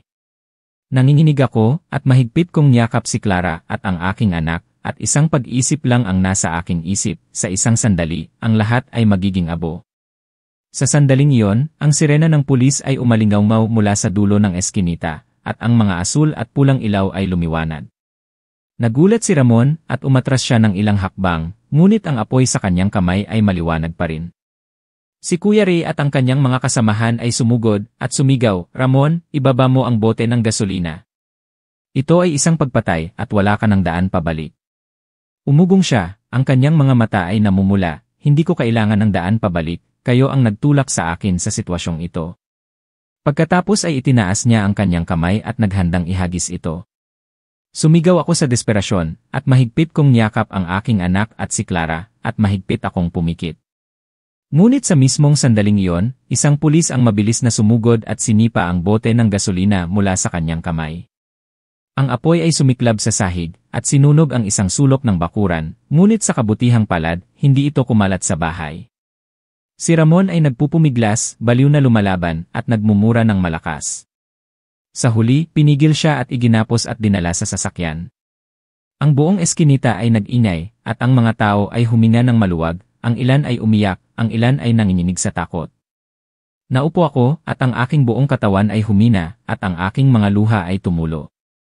Si Mila at Clara ay nagyakapan at umiyak ng husto, at ang kanilang mga katawan ay nanginginig. Lumapit sa akin si Kuya Ray, inilagay ang kanyang kamay sa aking balikat, at ang kanyang boses ay matatag, "Lana, sa pagkakataong ito, hindi na siya makakatakas.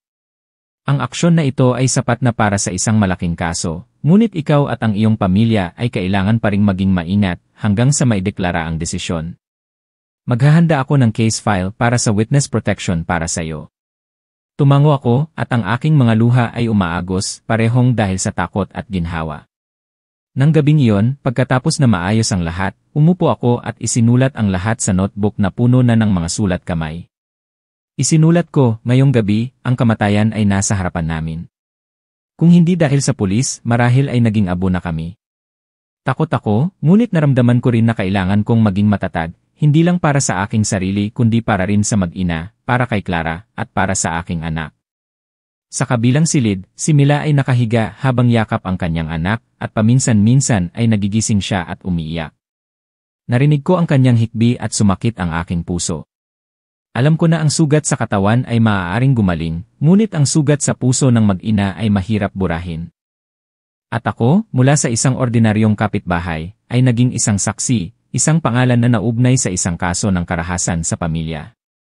Hindi ko alam kung ano ang mangyayari sa hinaharap, ngunit sa gabi na ito, nabubuhay pa rin kami. Isinara ko ang notebook, pinatay ang ilaw, at umupo na nakatingin sa dilim sa labas. Ang amoy ng gasolina ay naroon pa rin, nakakapanakot. Sinabi ko sa sarili na bukas, nagsisimula na ang lahat. Ang laban na ito ay hindi pa tapos ngunit ang liwanag ng katarungan ay sumiklab na. Kailangan kong maniwala at maniniwala ako. Sa labas, ang hangin ay umiihip sa maliit na eskinita na parang isang paalala na ang bagyo ay tapos na. Ngunit ang mga aftershock nito ay mananatili sa loob ng mahabang panahon. At ako, gusto ko man o hindi, ay naidawit na sa agos na yon at walang daan pabalik. Ang araw ng paglilitis kay Ramon ay itinakda sa isang umaga ng taglamig at ang hangin ay napakalamig. Mula nang siya ay nahuli, pagkatapos ng pagtatangka niyang sunugin ang buong eskinita, ang buong komunidad ay nakaramdam ng kaluwagan, ngunit walang sinuman ang naging kampante. Nabubuhay ako sa isang estado ng parehong kaluwagan at tensyon, dahil alam ko na ako ang mahalagang saksi. Si Mila at Clara ay nananatili pa rin sa aming bahay, at sila ay hindi makatulog sa gabi. Minsan, nagigising si Mila sa gitna ng gabi, at mahigpit niyang niyakap ang kanyang anak at umiyak. Hinawakan ko ang kanyang balikat, at mahina akong nagsalita, lilipas din ito. Mila, ang katarungan ay tiyak na nasa panig natin. Nang umaga ng paglilitis, dinala ko si Mila at Clara. Ang aking anak na lalaki ay iniwan ko sa aking biyenan. Ayaw kong masaksihan niya ang mabigat na eksena na ito. Sa harap ng gusali ng korte, ang mga tao ay nagtitipon at nag-uusap. Alam ng lahat ang insidente na balak sunugin ni Ramon ang buong eskinita na umabot sa ibang mga barangay. Mahigpit na hinawakan ni Mila ang aking kamay, ang kanyang mga kamay ay pawis na pawis, at hindi siya nangahas na tumingin ng diretsyo. Si Clara ay nakasandal sa kanyang ina, at ang kanyang mga labi ay mahigpit na sarado, ang kanyang mga mata ay malaki na parang isang takot na ibon. Sa silid ng korte, nang dinala si Ramon, ang buong silid ay nag-ingay. Pumayat na siya, magulo ang buhok, at ang kanyang mga mata ay namumula pa rin. Ngunit ang nagpadaloy ng kilabot sa akin, ay ang kanyang tingin na tumingin sa buong silid at huminto sa akin. Ang tingin na yon, kahit na nakaposa siya, ay puno pa rin ng galit na parang gusto niya akong kainin ng buo. Nagkaroon ako ng kilabot ngunit sinubukan kong manatiling kalmado at tumingin ng diretsyo sa kanya, at hindi ko pinayagan ang aking sarili na matakot. Ang paglilitis ay naging matindi. Binasa ng taga-usig ang buong kaso, ang mga insidente ng karahasan, ang ebidensya mula sa video na nirecord ko, ang testimonya ng mga kapitbahay, at maging ang pagtatangka niyang sunugin ang bahay. Sa bawat ebidensya na inilabas, sumasakit ang aking puso na parang nabubuhay ako sa lahat ng nakakatakot na araw na yon. Si Mila ay nakayuko, at ang kanyang mga luha ay umaagos, habang si Clara ay nanginginig, ngunit ang kanyang mga mata ay nakatingin sa akin na parang naghahanap ng mas maraming lakas ng loob. Nang tinanong, matigas na sumigaw si Ramon, ang lahat ng ito ay gawa-gawa ni Lana. Sinira niya ang pamilya ko, at sinulsulan niya ang aking asawa at anak na lalabanan ako. Itinuro niya ako, at ang kanyang mga mata ay galit na galit. Ang buong silid ay nagsimulang magbulungan. Huminga ako ng malalim, tumayo at matatag na sumagot, hindi ko sinira ang pamilya ng sinuman. Ginawa ko lang ang nararapat na gawin ng isang tao nang makita ko ang isang bata na humihingi ng tulong at isang babae na sinasaktan ng malupit. Kung hindi sila kayang protektahan ng batas, ano pa ang kabuluhan nito? Ang aking boses ay nanginginig ngunit matatag. Pagkatapos kong magsalita, maraming mga mata sa silid ng korte ang tumingin sa akin ng may paggalang. Umiyak ng husto si Mila, at mahigpit na niyakap ang kanyang anak. Nagpatuloy ang taga-usig sa paglalahad ng ebidensya, ang mga audio recording ng sigaw, ang tunog ng pagwasak, at maging ang video na pinakita si Ramon na hawak ang buhok ng kanyang asawa sa bakuran. Ang bawat piraso ng ebidensya ay parang isang kutsilyo na humahadlang sa kanyang pagtanggi.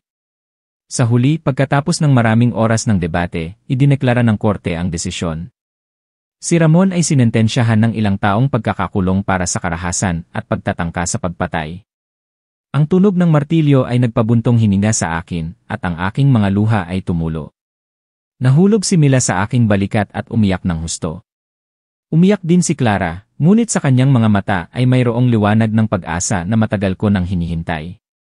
Pagkatapos umalis sa korte, mahigpit na hinawakan ni Mila ang aking kamay, at pumipiyok na sinabi, Lana, kung hindi dahil sa iyo, siguro matagal na kaming patay ng anak ko. Hindi ko alam kung paano ka pasasalamatan.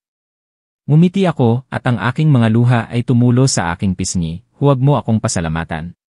Hindi lang tayo nag-iwan sa isa't isa. Ang mahalaga ay mula ngayon, kailangan mong mabuhay ng matapang para hindi ka na muling mabitag ng nakaraan. Sa mga sumunod na araw, ang maliit na eskinita ay unti-unting bumalik sa kapayapaan, wala nang sigaw, wala nang namumulang mga mata mula sa bahay sa tapat. Nagsimulang magtrabaho si Mila bilang isang katulong sa isang tindahan sa malapit. Kahit na ang kanyang mukha ay mayroong bakas pa rin ng paghihirap, ang kanyang mga mata ay hindi na balisa. Si Clara ay bumalik sa eskwela, at bawat hapon ay pumupunta siya sa aming bahay para mag-aral kasama ang aking anak. Ang ngiti ng bata ay naging mas maliwanag at mas inosente. Sa tuwing nakikita ko siya, naramdaman ko na ang lahat ng takot na naranasan ko ay nagkakahalaga. Isang hapon, habang naglilinis ako sa aming hardin, lumapit si Clara at binigyan ako ng isang piraso ng papel. Nagkaroon ako ng kilabot, naaalala ko ang unang papel na ibinigay niya sa akin, iligtas niyo po ako. Ngunit sa pagkakataong ito, ang magulo na sulat kamay ay, Ate Lana, salamat po. Iligtas niyo po kami ni Mama. Hawak ko ang papel at ang aking mga luha ay umaagos. Niyakap ko ang bata at mahina akong nagsalita, Clara, hindi lang kita iniligtas kundi iniligtas mo rin ako. Dahil sa'yo, naiintindihan ko na ang konsensya ay hindi dapat manahimik. Nang gabing iyon, binuksan ko ang lumang notebook at binalikan ko ang bawat pahina na isinulat ko ng nanginginig.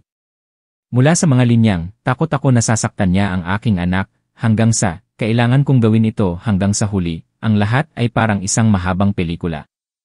Mahina kong isinara ang notebook, pinatay ang ilaw, at ang aking puso ay puno ng kaluwagan. Sa huli, natapos din ang bagyo, ngunit ang nanatili sa akin ay hindi lang ang takot o pagod kundi isang mahalagang aral. Minsan, ang katahimikan ay nangangahulugan ng pagtulong sa kasamaan.